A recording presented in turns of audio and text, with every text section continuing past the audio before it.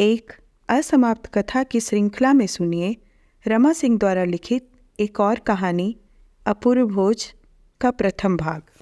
प्रवीण के हाथ में रिग्रेट लेटर था और वह अपने ही घर को एक अजनबी नज़रों से ताक रहा था। यह नौकरी भी उसे नहीं मिली। सहसा ही सब कुछ थम गया हो उसे लगने लगा। न जाने कब से और कैसे अपना ही यह घर एक अनजाने पड़ाव में तब्दील हो गया, जिसका हर एक सदस्य एक दूसरे से अपना दुख छुपाए अपने अपने मन से अपनी अस्मिता से युद्धरत है। घर के सभी प्राणी यानी माँ, बड़े भैया, छोटे भैया, भाभी और वह नितांत विवश अपने जीवित भर होने को कदाचित महसूस कर रहे हैं। बहुत पहले भी तो घर सुख संपन्नता का आधार नहीं था। बड़े भैया की राज्य ट्रांसपोर्ट में कंडक्टर की नौकरी का मासिक वेतन किसी कुबेर के खजाने से कम महत्व का नहीं होता था। नमक रोटी खाकर भी हर छोटी बड़ी ज़रूरत को पहली तारीख को मिलने वाली तनख्वाह के भरोसे उस परिवार के प्राणी महीना तो गुजार ही लेते थे। अचानक एक दिन लोकल अखबार के एक कोने में भैया का नाम छपा दिखा था। सिकुड़ा सिमटा शर्माया सा कि कुछ बेटिकट यात्री से 50 रुपये लेते पकड़े जाने के कारण उनकी नौकरी जाती रही थी। सिफारिशी कोशिश में असफल होने पर कोर्ट जाने की सलाह शुभचिंतकों ने दी, किंतु वकालत के खर्चे और बहुत देर से न्याय मिलने की आशंका से कोर्ट जाने के बाद वहीं ठप हो गई थी। बड़े भैया घर बाहर डोलते रहे, निरुद्देश्य, निष्क्रिय। उनकी आंखों की तरलता तिरोहित थी और शीशे के कंचे सी वे आंखें तट की रेत पर निष्प्राण बिछी सी लगती थी। तब उनकी तंद्रा टूटती जब घर का कोई सदस्य उन्हें किसी बात के लिए टोका करता। प्रवीण ने भी अपनी नौकरी के लिए क्या कुछ नहीं किया था, लेकिन सिर्फ यही निष्कर्ष निकला था कि या तो रिश्वत हजारों में दी जाए या फिर अपनों की ऊंची पैरवी हो। दोनों ही शर्तों के लिए अक्षम प्रवीण अपने आप में असहाय सा कुछ अप्रत्याशित सहायता के भरोसे जी रहा था। प्रवीण की बड़ी बहन शांति का पति कोलियरी में वॉचमैन की नौकरी में था। पिछले वर्ष शांति दीदी ने नौकरी में लगा देने के लिए उसे बुलवाया भी था, लेकिन बावजूद हर कोशिश में कोई नौकरी लग नहीं पाई थी। छोटे स्तर की पैरवी होने पर कुछ तो रकम देनी ही थी, जो उसके लिए ही नहीं बहनोई के बस की भी बात नहीं थी। दीदी की गृहस्थी बहनोई की छोटी सी तनख्वाह में खींच तान कर चल रही थी। दीदी के अपनत्व में पिघलता उसका मन यह भूल नहीं पाया था कि उसके वहाँ कुछ और दिन रुकने से उस घर का बजट भी लड़खड़ा सकता है। हारा हुआ सा प्रवीण वापस अपने उसी पड़ाव में आ गया था। एक दिन ऐसे ही बाहर खाट पर बैठा अनमयस्क भाव से वह एक पुराना अखबार लेकर उलट पुलट रहा था। माँ पड़ोस से आ रही थी। प्रवीण को बाहर खाट पर उदास बैठा देखकर वही उसी के पास बैठ गई और दिलासा दिलाते हुए सुझाया, पद्मा के पास रांची हो आओ, वह कहीं न कहीं जुगाड़ बिठा ही देगी। कौन पद्मा? कहते हुए प्रवीण की प्रश्न भरी आंखें माँ पर टिक गई। वही भाई साहब जी की बेटी। यहाँ से जो भी कोई उसके पास आशा भरोसा लेकर गया खाली हाथ नहीं लौटा है। बेचारी कुछ न कुछ जीने का उपाय लगा ही देती है। फिर यह अच्छा मौका है। साहब भाई जी आजकल गांव आए हुए हैं, महेश भी यहीं हैं, उसी के साथ उनके पास चला जा। पद्मा के नाम चिट्ठी भी ले लेना, पिता की चिट्ठी पर कुछ न कुछ उपाय कर ही देगी। मैंने महेश से कहा तुम्हें अभी भेज दूंगी, अभी वह अपने घर में ही मिल जाएगा। प्रवीण अनमने भाव से माँ की कही बातें सुनता रहा। जब माँ चुप हो गई तो दुविधा की आशंका से बोला, लेकिन माँ यह सुना है कि वह बहुत ही मूढ़ी औरत है, फिर नौकरी लगवाने के पहले भाषण के साथ डांटती भी है। रमेश ने बताया था कि देर तक डांट पिलाती रही कि बस ग्रेजुएट हो गए और सोच लिया कि नौकरी मिल जाएगी। नौकरी मिल जाएगी। टाइपिंग, ड्राइवरी, कंपाउंडरी जैसी कुछ क्यों नहीं सीखते कि विदेशों में भी खप जा सकते हो। लेकिन माँ, तुम ठीक कहती हो, रमेश की PWD की क्लर्क की नौकरी भी उन्होंने ही लगवाई थी। माँ ने भरोसा देते हुए कहा, रमेश ही क्यों, गांव के 8-10 लोगों की दिन दुनिया तो उसने ही नौकरी लगवाकर आबाद की है। और डांट का क्या, ऊंची पढ़ाई की है, समझदार है, देश दुनिया की बात जानती समझती है, तभी तो डांटती भी है। फिर बेचारी अपने लिए तो नहीं, दूसरों के लिए ही तो कहती है। माँ फिर से उसे महेश के यहाँ जाने को कहते हुए उठकर आंगन की ओर दिया बत्ती करने चली गई और प्रवीण पद्मा के विषय में कुछ कुछ सोचते हुए भारी मन से महेश के घर की ओर चल पड़ा। महेश और साहब चाचा से प्रवीण की सारी बातें हो गई थी। उसे सिफारिशी चिट्ठी भी मिल गई।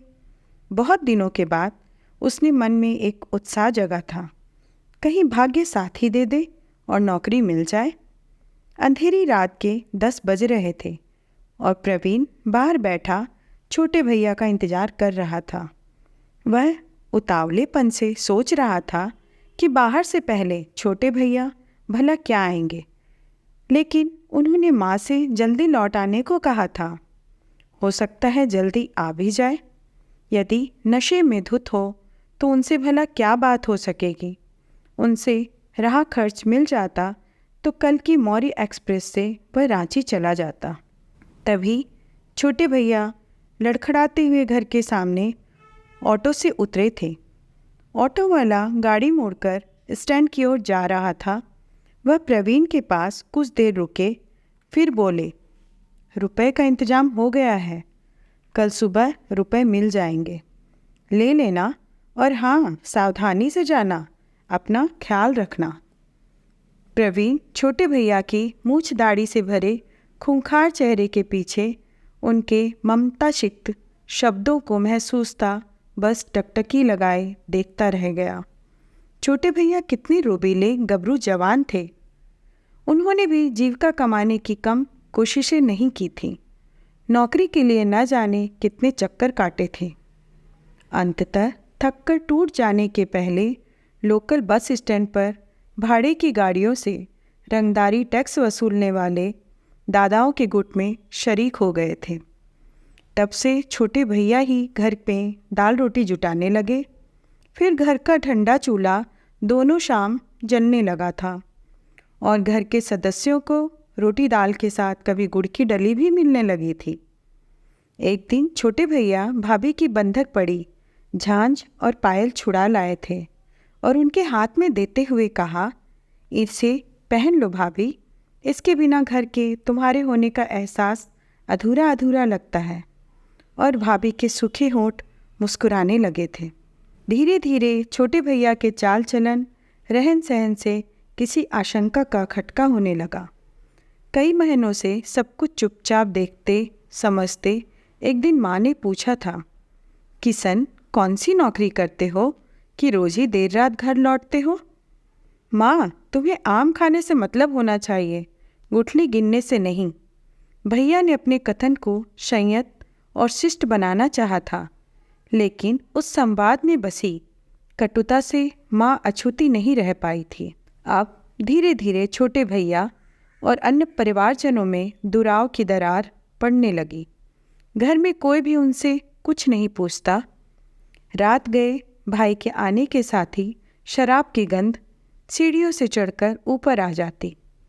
जब तक भाई वापस नहीं आते, माँ की करवट बदलने की चरमराहट को गिनता प्रवीण भी अपनी खाट पर जगा रहता, और शायद बड़े भैया भी। अजीब अजीब शक्लों सूरत वालों के साथ छोटे भैया इन दिनों दिखाई पड़ने लगे थे। अक्सर उनके पास पिक्चर हॉल में तो कभी बस स्टैंड पर पाए जाते। उनके घर के लोग डरने भी लगे थे और कतराने भी। उनके चेहरे का सुकुमार रंग उड़ गया था और एक सख्ती आ गई थी। बड़े भैया का बोलना चालना लगभग बंद ही था, लेकिन एक दिन जैसे अपने खोल से निकलकर उन्हें छोटे भैया से कहा था, केशव, ऐसे लोगों की संगत ठीक नहीं होती, छोटे भैया ने कुछ देर की चुप्पी के बाद जुबान खोली थी। भैया, जिनके साथ काम करना होता है उनके साथ तो उठना बैठना होगा ही। वैसे भैया, ये सब बुरे लोग हैं नहीं। बुरे और डरावने मुखौटे लगाए होते हैं ताकि लोग उनसे डरे और उनका रास्ता रोकने की हिम्मत नहीं करें। वे अपने और अपने परिवार को छीनकर ही सही दाल रोटी खिलाने की जद्दोजहद से परेशान है। उस दिन के बाद न तो बड़े भैया ने कभी पूछा और न ही छोटे भैया ने बतलाया ही कि वे सभी लोग काम क्या करते हैं। प्रवीण अपने छोटे भैया की दिनचर्या से हमेशा घबराया रहता। जितनी देर वह घर में रहता एक राहत रहती, उसके बाहर जाते ही प्रवीण न जाने कैसे कैसे डरावने सपने जागते हुए देखने लगता। वह अक्सर सोचता, छोटी नौकरी भी लग जाए फिर वह भाई को घर से बाहर जाने ही नहीं देगा। प्रवीण रांची जाने के लिए स्टेशन आ रहा था तो बड़े भैया बिना कुछ बोले और पूछे स्टेशन तक उसे छोड़ने आ गए थे। मौर्य एक्सप्रेस खुलने को ही थी कि छोटे भैया लपकते हुए आए थे और अपना ख्याल रखने को कहा था। कागज़ में लपेटे 3-4 पेड़े भी हाथ में थमा दिए थे। ट्रेन में लोग ऊँघते सोते जागते चले जा रहे थे। प्रवीण की आंख नहीं लग रही थी। उसकी खुली आंखों के सामने बार बार चौखट से टिका माँ का निर्विकार चेहरा आ जाता। माँ का चेहरा कैसे झुर्रियों का खजाना बनता जा रहा है। अंग अंग की नसें उभर कर पूरे बदन पर नीले मांस से उग आई है। सूखी छाल सरीखे शरीर वाली माँ जो कभी गौरवर्ण हुआ करती थी, बात बात में हंसी ठिठोली और तर्क वितर्क के लिए वकीलाइन के नाम से पिता के दोस्तों द्वारा पुकारी जाती थी। आधी चुप्पी तो पिता की असमय मौत के साथ ही हो गई थी और पूरी चुप्पी घर में रात से पहले उतर आए अंधेरे से। पिता के ज़माने में भी कुछ खास अमीरी तो नहीं थी, लेकिन सस्ती का ज़माना था। खेती अच्छी थी और खाना पहनना आसानी से हो जाता था। पिता के समय की साधारण आर्थिक स्थिति का सबूत बिछावन का वह मामूली सा रुई का गद्दा था जो माँ के साथ उनके मैके से आया था और माँ ने उसे संभाल कर रख दिया था, जिसे बाद में बहन को उसकी शादी में दिया गया था। प्रवीण जब झरिया अपनी बहन के घर गया था तो अनायास उसकी आंखों ने दोनों कमरों में उस गद्दे की तलाश की थी। वह उस गद्दे को भली भांति पहचानता था, लेकिन उसे वह कहीं नहीं दिखा। शायद बहन ने भी उसे लपेटकर अपनी बेटी के लिए रख दिया होगा। क्षण भर प्रवीण के चेहरे पर एक व्यंग्यपूर्ण मुस्कान आ गई। गरीबों के घर ऐसी चीज़ें पुश्त दर पुश्त परिवार की झूठी प्रतिष्ठा को बनाकर रखने में तार तार हो जाती होंगी, उसे कोई क्या जाने। प्रवीण को आश्चर्य होता, इसी खींचातानी और कश्मकश की दिनचर्या में भी न जाने कहाँ से माँ अपने मन में छोटे भैया के लिए बहू लाने की साध जुटा लेती थी। उनका उस अटल विश्वास का भी जवाब नहीं था कि बहू आ जाएगी तो बेटा सुधर जाएगा। छोटे भैया प्रतिवाद करते तो माँ कहती, जिस ठाकुर जी ने मुंह में जीरा है वह आहार भी देगा ही। इस पर छोटे भैया व्यंग की हंसी हंसता, पता नहीं माँ कब की कौन सी आस्था लिए ये सब कहती हो, या तो भगवान नाम का कोई अस्तित्व ही नहीं, और यदि है भी तो वह भूख देकर आहार देना भूल गया है। माँ उसका मुंह देखती ही रह जाती और भैया यह सब कहता हुआ बाहर निकल जाता। मौर्य एक्सप्रेस लेट चल रही थी और जवाहर नगर स्थित पद्मा के घर बंगले पर पहुँचते पहुँचते रात के 9 से ज़्यादा का ही वक्त हो गया था। बंगले के फाटक तक पहुँचते ही 2-2 शेर कद कुत्तों ने भौंकने से प्रवीण का कुछ असहज हो उठा। वह फाटक के बाहर ही रहा। दरबान भीतर से फाटक पर आकर अपना नाम पूछ गया। घर के ऊपर टेरेस पर दुधिया रोशनी में एक महिला ने अवतरित होकर पूछा, कौन? जी, मैं प्रवीण हूँ, छतरपुर गांव से आया हूँ। द्वारिका बाबू से काम है। प्रवीण यह सब एक ही सांस में कह गया था और उत्तर की प्रतीक्षा में टेरेस पर कान लगाए खड़ा था। तुम भला छतरपुर के किस आंगन के हो कि मुझे नहीं पहचानते? द्वारिका बाबू को कैसे जानते हो और उनसे क्या काम हो सकता है? प्रवीण पद्मा की खनकती आवाज़ से सकपका गया और हड़बड़ा कर बोला, जी मैं आपके पास ही आया हूँ। साहब चाचा की चिट्ठी भी लेकर आया हूँ। अच्छा, मैं आदमी भेज रही हूँ, उसके साथ ऊपर आ जाओ। यह कहती हुई पद्मा भीतर आ गई। पद्मा के पिता उस गांव के प्रथम गजटेड ऑफिसर थे और उस इलाके के बूढ़े बच्चे सभी उन्हें साहब भैया, साहब चाचा जैसे संबोधनों से पुकारा करते। प्रवीण जिन्हें चढ़कर ऊपर की मंजिल में आ गया, जहां डाइनिंग हॉल के लाउंज में सोफा पर श्वेत नाइट गाउन में एक महिला बैठी थी। फाटक के बाहर से प्रवीण उन्हें ठीक से देख नहीं पाया था और अभी उन्हें देखकर अंदाज़ा लगाया कि यही पद्मा जी हो सकती है।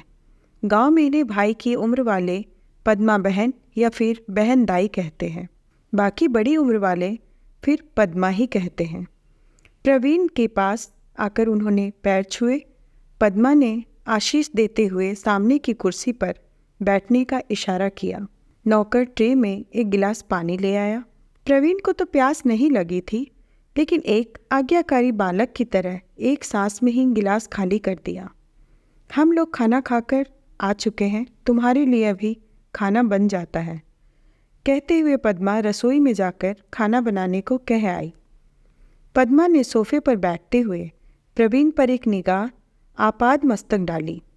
वह सस्ते से टेरिकॉट का खस्ता हाल चुस्त फुल पैंट और एक काला फुल शर्ट पैंट के नीचे दबाकर पहने हुए था। उसने भीतर से स्वेटर भी पहन रखा था, जिसका किनारा शर्ट की कॉलर के पास दिख रहा था।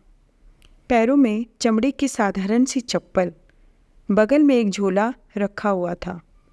पद्मा ने गौर किया, कृशकाय प्रवीण के हताश सांवले चेहरे पर चमक अभी बरकरार है। औपचारिक ढंग से गांव का हालचाल पूछते हुए पद्मा बोली, कहो किस काम से आए हो? प्रवीण सर नीचा किए हुए बोला, जी काम ही ऐसा पड़ गया कि आपको तकलीफ देने आ गया। पद्मा ने पूछा, आखिर क्या काम आ पड़ा, बताओ तो सही। जी मेरे जैसे नवयुवक को और दूसरा काम हो ही क्या सकता है? क्यों, तुम्हारे जैसे युवकों को बहुत सारे काम हो सकते हैं। परीक्षा के पर्चे खराब हो गए हों और नंबर बढ़वाना हो, पुलिस केस में फंस गए हो, चोरी डकैती का मामला हो, पढ़ाई के खर्चे की व्यवस्था हो, बेरोजगारी की बात हो, ऐसे बहुत से काम हो सकते हैं। जब तक बताओगे नहीं मैं कैसे समझूं कि तुम किस कारण से इतनी दूर हमारे पास आए हो? यह सब कहने के साथ पद्मा के चेहरे पर उभर आए खिन्नता भाव को प्रवीण भाप गया। वह अपने चेहरे में अत्यधिक दयनीय भावों का रंग पोतते हुए बोला, जी मुझे नौकरी चाहिए, कोई भी, किसी भी ग्रेड की। मेरे परिवार के लोग भूखे मर रहे हैं। पद्मा ने उदास हंसी हंसते हुए कहा, नौकरी तो तुम जानते होगे मिलना कितना कठिन है। आज तो आलम यह है कि भगवान को खोजने की मेहनत की जाए तो हो सकता है वह मिल जाए, लेकिन नौकरी नहीं। मेरा बस चले तो उन सारे बेरोजगार नवयुवकों को किसी न किसी काम में लगवा दूं, जो आंखों में हताशा की दर दर भटकते रहते हैं। फिर मेरे पास जो भी आते हैं उन्हें प्राइवेट नहीं सरकारी नौकरी चाहिए। हम लोग मंत्री या किसी राजनीतिक सत्ता दल के तो हैं नहीं कि जहाँ चाहे अपने लोगों को फिट कर दे। वह तो समाज सेवा का कार्य करते हुए लोगों से परिचय हो गया है। उनके मन में मेरे लिए इज्जत है और यही वजह है कि कभी किसी के लिए आग्रह किया तो कहीं न कहीं लोग रख ही लेते हैं। फिर पद्मा ने बात को दूसरी तरफ मोड़ते हुए पूछा, अच्छा प्रवीण, तुमने पढ़ाई कहाँ तक की है? जी मैं बीए फाइनल परीक्षा नहीं दे सका, परीक्षा की फीस नहीं भर सका था। उन्हीं दिनों पिताजी स्वर्गवासी हो गए थे और हमारे घर में फाका कशी की नौबत थी। अच्छा यह बताओ कि कोई राजनीतिक पार्टी वार्टी तुमने अब तक ज्वाइन की या नहीं? जी मैं तो नहीं, लेकिन मेरा एक दोस्त जनवादी खेमे में सक्रिय सदस्य है। मैं अपने मित्र की बातों से कहीं सहमत हूँ भी और कहीं नहीं भी। अभी सिर्फ समझना चाह रहा हूँ। जिस दिन पूरी तरह समझ लूँगा और उनके सिद्धांतों से सहमत हो जाऊँगा, उनके साथ हो जाऊँगा। पद्मा ने उसके मन की सच्चाई को महसूसते हुए पूछा, उस खेमे का उद्देश्य क्या है? बहुत ज़्यादा कुछ तो मैं नहीं जानता, लेकिन उन लोगों की बातचीत से यही निष्कर्ष निकाल सका हूँ कि गरीबों, बेसहारा लोगों के बीच का आदमी बनकर उनकी मेहनत करना, उनकी मदद करना, उनके हक के लिए लड़ना उस खेमे का उद्देश्य है। यह सब बोलकर प्रवीण पद्मा की प्रतिक्रिया की प्रतीक्षा करता सा चुप हो गया। मैं तो किसी पार्टी या खेमे की नहीं हूँ, फिर भी वही सब तो करती हूँ जो वे लोग करते हैं। फिर मुझ में और उनमें फ़र्क क्या है? यही ना कि मेरे पास किसी पार्टी का झंडा, पताका या फिर किसी खेमे की सील मुहर नहीं है। आपकी यह प्रवृत्ति और समाज सेवा आपके वैभव की अय्याशी है। यह कहते कहते प्रवीण कहीं गलती तो नहीं हो गई के एहसास से रुक गया। पद्मा को यह सब सुनकर गुस्सा नहीं आया और उसकी बेबाकी पर मुस्कुराते हुए बोली, अच्छा, तो रात दिन इतना कुछ जो हम लोग समाज के लिए कर रहे हैं, इतनी मुसीबतें सह रहे हैं, वह महज अय्याशी, वैभव की? मेरे कहने का यह मतलब कतई नहीं था। शायद इस अंतर की व्याख्या मैं ठीक से नहीं कर पाया। दरअसल आपकी मदद में और उनके बीच का आदमी बनकर कुछ करने में बहुत बड़ा फ़र्क है। इस भव्य बंगले के कूलर और रूम हीटर में बैठकर आप लू की तपिश और शीत की लहरी से हड्डी कपा देने वाली ठंड का अनुमान नहीं कर सकती। आप जब तक उसे भोगेंगी नहीं, सच्ची अनुभूति नहीं हो पाएगी। उनके बीच दुखों को भोगते हुए उन लोगों का सारा वजूद तड़पने लगता है। ये वर्तमान व्यवस्था को तोड़ मरोड़ कर नई व्यवस्था कायम करने के लिए बेचैन हो जाता है। तभी पद्मा ने गौर किया कि प्रवीण बोलते बोलते उत्तेजित हो गया है और तोड़ मरोड़ शब्द का उच्चारण करते हुए उसने अपने हाथ की तर्जनी को ऐसा घुमाया, उसने मुट्ठी ऐसे कस कर बांधी जैसे वर्तमान व्यवस्था कोई हल्की छोटी चीज़ हो और उसके हाथ में अभी वह आ जाती तो वह निश्चय ही तोड़ मरोड़ कर रख देता। पद्मा के मन में और ज़्यादा कुछ जानने की उत्सुकता जगी थी, लेकिन रात अधिक हो गई थी और प्रवीण के लिए खाना आ गया था। अतः वह संदर्भ यहीं पर विराम पा गया। क्या पद्मा प्रवीण को नौकरी दिला पाई? ये जानने के लिए बने रहिए हमारे साथ अपूर्व भोज की दूसरे भाग के लिए।